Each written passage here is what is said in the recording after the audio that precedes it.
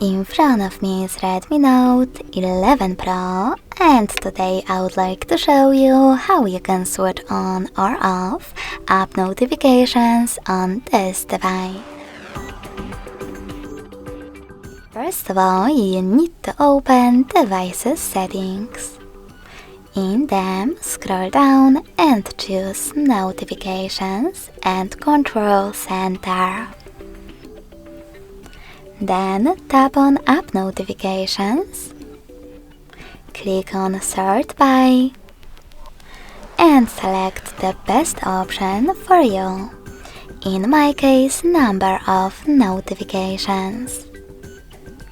Finally, click on the switcher next to one of your apps from which you want to disable notifications, like Gmail.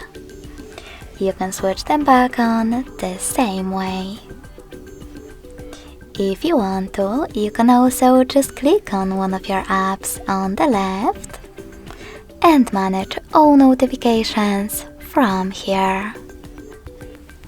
Thanks so much for watching. If you enjoyed this video, smash that like button, comment and subscribe. Bye!